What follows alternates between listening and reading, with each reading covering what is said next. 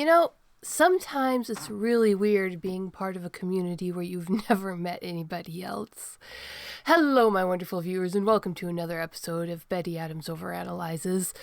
I just have something a little bit weird to address today. If you're listening to this video, you probably know that another chapter of Kaiju number 8 dropped. And I, of course, did my spoiler-free review, and my spoiler review will be debuting Sunday. As a pretty hard rule, I do not watch other YouTube creators' reviews of the media I am reviewing until I finish my full spoiler review. I want my thoughts to be as much my own as they can be. I don't want to be influenced by other people's opinions because part of it is because some things I like other people don't like, and I want to give my genuine first impression of the material. I don't want to be influenced by other people's emotional reactions or their logical analysis. So the chapter dropped, I did my spoiler-free review, and I took about 24 hours to sit down and write up my full spoiler review. Now, in the full spoiler review, I focused a lot on this one particular scene that I thought really depicted Kafka as a protagonist and it illustrated what makes him special as a Shonen Jump protagonist. And I made sort of the core point, the main point of the review being that Kafka is rather special as a Shonen Jump protagonist. And of course, to show that he was distinct from other protagonists, I needed to compare him to another protagonist. And the first one that came to my mind to compare him to was, of course, Goku. Because what makes Kafka special is that he's not really in it for the fight. In fact, he would rather not be of use to the Defense Force as a weapon. That he's kind of stressed over that and angsted over that.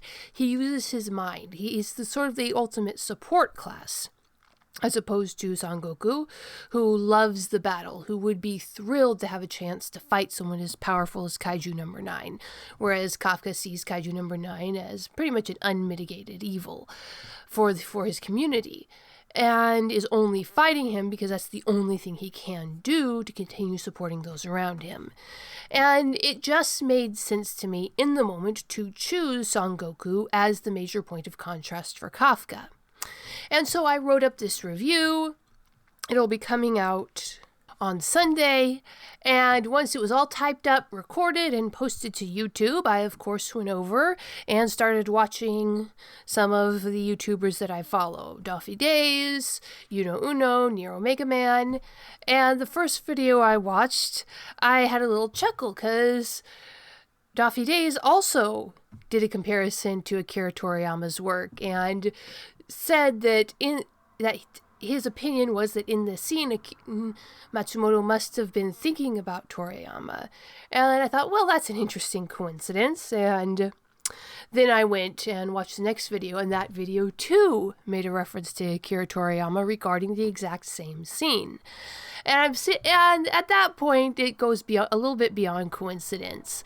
And it might simply be the fact that if you are in the headspace where you're going to be reviewing Shonen Jump manga, you are thinking about Akira Toriyama right now and Son Goku and everything that Akira Toriyama gave to the nerd community, to the manga community.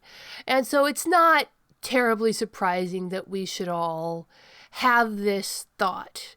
And likewise, by the same token, it also would not surprise me at all if Matsumoto was having the same thought as he drew this chapter, as he told the story. To us, Akira Toriyama, or Toriyama Sensei, he inspired us. But to Matsumoto, Toriyama is an experienced co-worker still doing work for the same company. So they're very much in the same circle. And as I said in one of my previous videos, or in various comments, we are going to, in this chapter, yes, it was a comment discussion on Reddit, and somebody asked what we were going to see in chapter 104 and 105. And I said that, well, what we're going to see is Matsumoto working through his grief at losing one of the giants in his field.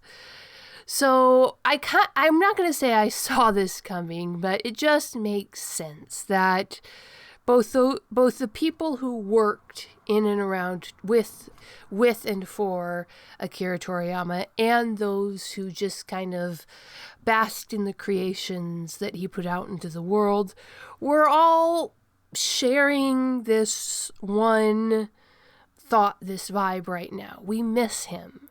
And we're all kind of doing our best to honor him in our work, to put what we learned from him, from Toriyama Sensei, into our own work.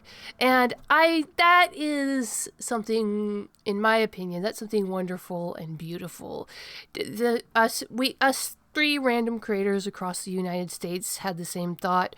Probably, not even just possibly, probably because a Japanese creator thousands of miles away across the ocean had a thought as he was creating this.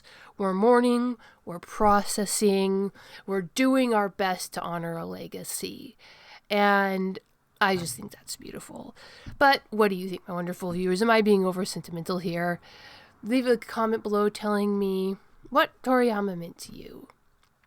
Hit that like and subscribe button, and peace out, my wonderful viewers.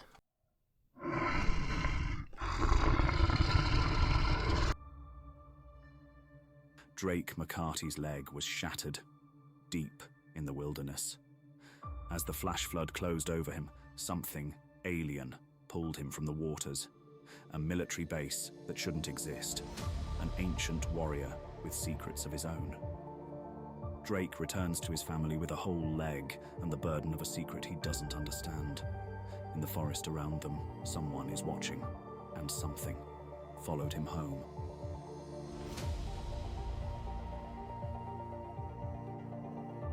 Flying Sparks.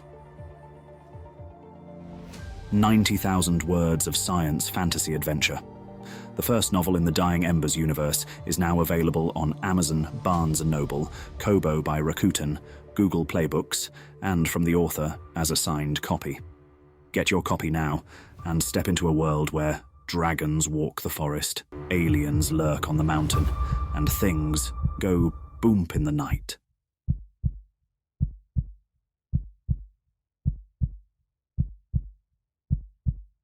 Escape into another world with the writings of author Betty Adams.